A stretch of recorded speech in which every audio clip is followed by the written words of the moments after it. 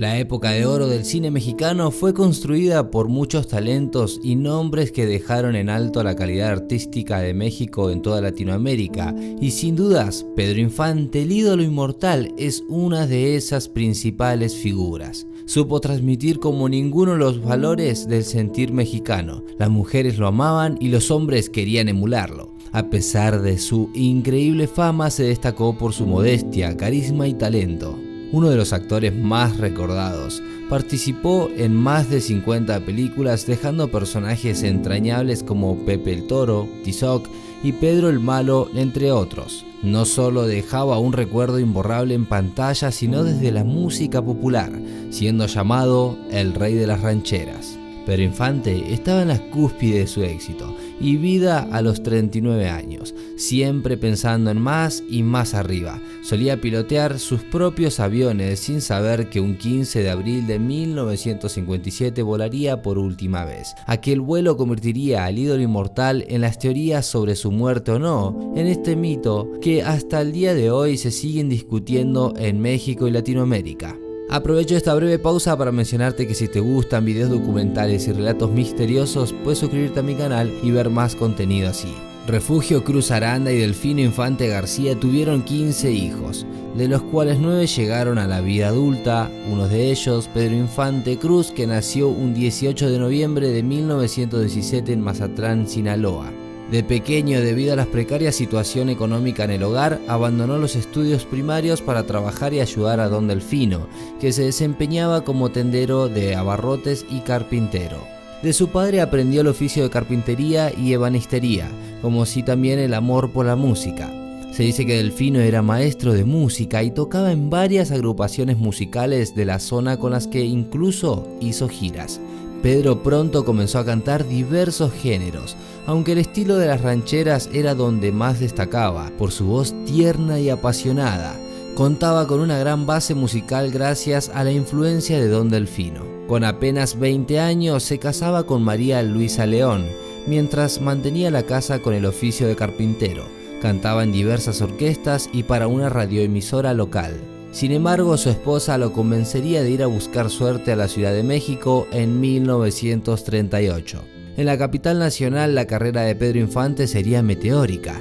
Cantaba en radioemisoras, teatros, orquestas. También participaba en un pequeño papel en la película de 1939, En un burro, tres baturros. Entre presentaciones musicales y papeles secundarios en cine transcurría su vida cuando en 1943 se materializaba su despegue final al estrellato. Ese año grabaría su primera canción en estudio y protagonizaba su primer film en la Feria de las Flores. La época de oro del cine mexicano daba sus primeros pasos y Pedro Infante sería uno de sus mayores símbolos. La naturalidad, simpatía, carisma y talento desplegados por Pedro en su primera película conquistaron a los espectadores, razón por la que las ofertas llovían y se convertían poco a poco en el galán y cantante favorito de México, con papeles que representaban al charro, hombre de campo, diestro con el caballo, chaquetilla, pantalón ajustado y el sombrero característico, personaje varonil, mujeriego y alegres que le sirvieron para poner su nombre en las principales marquesinas. Sin embargo, lo que lo llevó a ser el símbolo de la mexicanidad y ganarse la aprobación de críticos y públicos fue su calidez para ponerse en la piel de personajes de las gente humildes, sencillas y de gran valor, sentimentales y nobles. En la década de los 40, el cine mexicano estaba en su apogeo,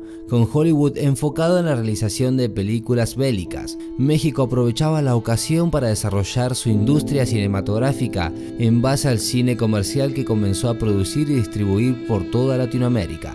Pedro Infante pronto se convirtió en uno de los íconos del cine en toda la América hispanohablante, con películas donde destacaba no solo sus dones actorales, sino vocales, como Lloran los valientes, Nosotros los pobres, Los tres huastecos, Tizoc, Escuela de rateros, entre otras. Según muchos, el éxito no logró cambiarlo y mantuvo su humildad siempre, con grandes gestos filantrópicos hacia quienes menos tenían, en especial los niños. Para 1957, con más de 300 canciones grabadas y 61 películas filmadas, Pedro Infante se erigía como el ídolo de Guamuchil y el rey de las rancheras. Su carrera estaba en su cenit. Brillaba en escenarios y la pantalla grande. Sin embargo, en la colorida vida del actor había una gran pasión: volar. Hasta llegó a decir que su sueño era morir en el aire y cantando, aunque a veces las palabras se las lleva el viento. Tras la muerte en un accidente aéreo de Blanca Estela Pavón en 1949, llegó a comentar a su gran amigo y director cinematográfico Ismael Rodríguez: «Sé que yo también voy a morir en un accidente de aviación».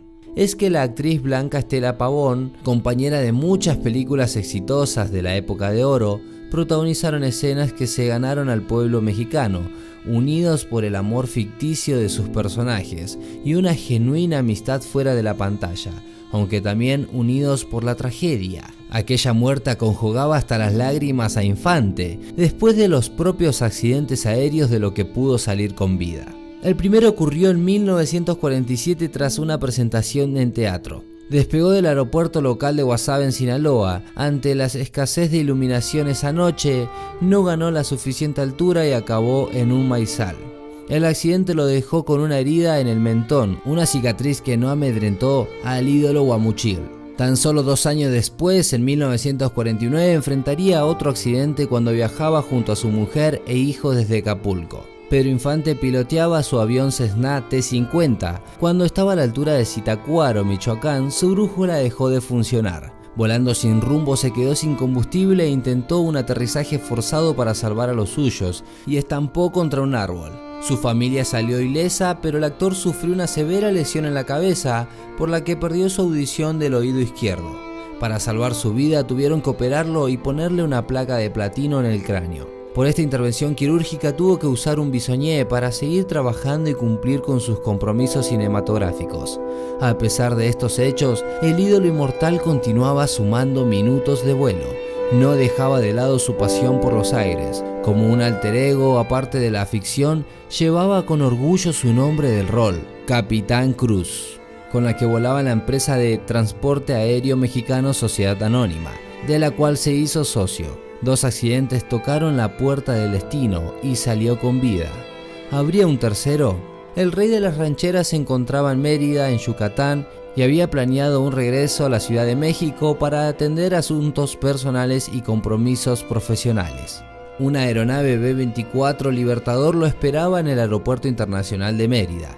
Dicho avión había servido en la Segunda Guerra Mundial como bombardero y el Transporte Aéreo Mexicano Sociedad Anónima lo acondicionó como avión carguero. A cargo del aparato estaba el capitán Víctor Manuel Vidal Lorca y el mecánico Marciano Bautista. Pedro, el capitán Cruz, iría como copiloto. Era la mañana del 15 de abril de 1957. Esa mañana Ruth Rosell-Chan, madre de 17 años, tendía la ropa recién lavada en el patio de su hogar cuando el avión carguero del actor caía en espiral sobre ella y su hijo Baltasar, que jugaba en el mismo patio. Los bomberos lucharían para apagar la bola de fuego en la que se había convertido el Libertador y la casa, ubicada en la calle 54 Sur y 87 de la ciudad de Mérida. Cuando lograron aplacar las feroces llamas, apartaron los cuerpos sin vida de las 2 personas en tierra y 2 personas en el avión.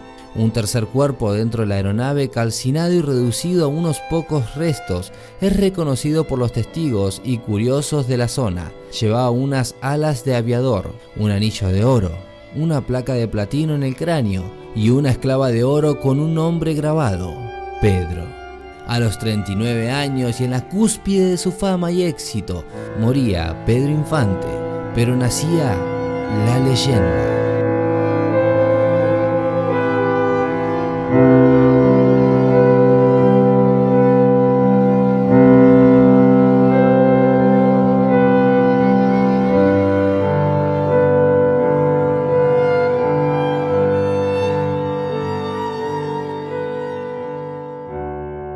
La noticia pronto recorrió todo México y Latinoamérica.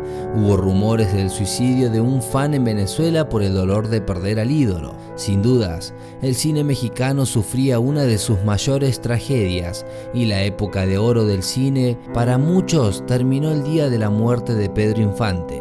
Más de 3.000 personas se acercaron para despedir al ídolo de Huachumil y acompañaron el cortejo fúnebre desde el lugar del velorio hacia el Panteón Jardín, donde descansaban los mayores ídolos populares de México. Pedro tendría un lugar en dicho panteón junto a otros grandes de la industria del cine como Tintán Valdés, Jorge Negrete y su querida amiga Blanca Estela Pavón. Sin embargo, había nacido la leyenda y el mito de El Inmortal, y hay quienes aseguraban que su verdadera tumba se encuentra en Delicias, Chihuahua, ya que murió en realidad en 2013, pero eso es algo que contaremos más adelante en este video.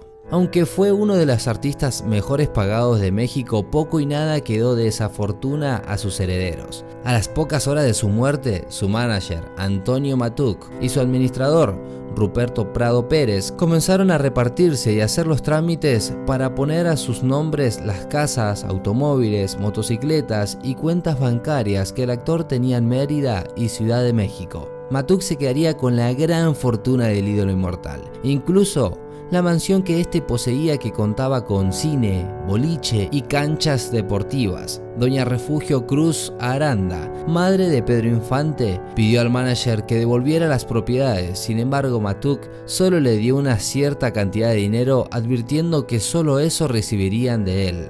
Refugio tendría que vender las joyas de su hijo para poder sobrevivir y se dice que murió en la pobreza. Por estas maniobras, Matuc fue llamado por los medios de comunicación como el defraudador del siglo. Pedro Infante fue llamado el ídolo inmortal, no solo por ser un ícono de la música y el cine, sino por los misterios que envolvieron su trágico desenlace a los 39 años. Y aunque el acta diga que murió en 1957, para muchos siguió con vida, sumándose al club de las estrellas que supuestamente fingieron su muerte, como Elvis Presley, Michael Jackson, Juan Gabriel y Jenny Rivera. ¿Lo recuerdan? Estos documentales se encuentran en mi canal. Una de las teorías más comunes y simples es que tras el accidente, al quedar irreconocible por quemaduras y lesiones, sabría que no podría seguir siendo estrella cinematográfica ni el galán o figura del público. Por esa razón, Pedro fingió su muerte para vivir el resto de su vida escondido, alejado de la gente y sin que nadie lo viera en una de sus propiedades en Mérida. Un fantasma de la ópera con estilo mariachi. Muchos testigos juraban haberlo visto en algunas de sus casas, tanto en Mérida como en Yucatán. Los rumores dieron más fuerza a las leyendas urbanas. Un presunto cuidador de la hacienda El Detalle, ubicado en San Luis de Potosí, aseguraba haber visto por los pasillos del Rey de las Rancheras. La hacienda era propiedad de Mario Moreno Cantinflas. También tengo un documental en este canal. Otros de los íconos de la época de oro y amigo de Pedro Infante. Otra versión del mito transforma la imagen del actor vinculado con el narco. Según su nieto César Augusto Infante, hay muchos rumores acerca de que Mario Moreno Cantinflas lo ocultó en su casa. Otra versión del mito transforma la imagen del actor vinculado con el narco. Según nieto César Augusto Infante, el gran Pedro terminó siendo contrabandista sin saberlo. Quizás alguien del transporte de aviación del cual él pertenecía se aprovechó de la fama de Infante para usar sus vuelos como tapadera. Dicen que cuando Infante se dio cuenta que no revisaban sus cargamentos en aduanas, descubrió que transportaba joyas, armas y narcóticos. Al querer salirse, solo le dieron dos opciones: cárcel o muerte. Sin embargo, otras versiones dicen que era consciente de sus lazos con los narcos, que el trabajo de contrabandista le daba una adrenalina extra a la que podía encontrar en su carrera de músico y actor, y que al querer salirse y cortar relación con los bandidos, bajo amenaza lo bajaron del avión carguero y le pidieron su esclava de oro para ponérsela a un hombre de estatura y peso. Esta historia cobraría fuerza porque el cuerpo de Pedro Infante sería irreconocible por el fuego y se lo reconoció por la placa de platino, y en especial por la esclava de oro. ¿Qué pasó con el ídolo después de fingir su muerte? Dicen que sería torturado y escondido en varios lugares por los narcos hasta ser liberado en la década de los 80. Se ha dicho mucho que su desaparición fue obra del poder político del país por enredarse con la mujer de un hombre importante. El rumor cuenta que tenía una profunda enemistad con el entonces presidente de México, Miguel Alemán Valdés. La razón radicaba en una mujer. El mandamás sentía celos y odio hacia el galán porque coqueteaba con la actriz Sara Montiel. El fatídico 15 de abril, Pedro sería abordado por custodios del servicio secreto con la orden de arrojarlo con todo y avión en medio del océano. Sin embargo, el mito dice que uno de sus custodios se arrepintió y lo dejó ir en las playas de Nayarit, con la promesa de que se ocultaría para cuidar la vida. Infante se escondería de por vida y, según el mito, viviría hasta el fin de sus días como indigente por las calles de Nayarit. En la década de 1980 aparecería en los medios de comunicación un colorido personaje llamado Antonio Pedro. Músico por profesión, pero con la particularidad de poseer un gran parecido con Pedro Infante. Misma estatura, mismas cicatrices, edad, forma de hablar, ademanes, incluso misma caligrafía comprobada por un perito español. Antonio Pedro se presentaba como el imitador de Pedro Infante, pero con el tiempo alimentó el rumor de que era el mismo y que había fingido su muerte.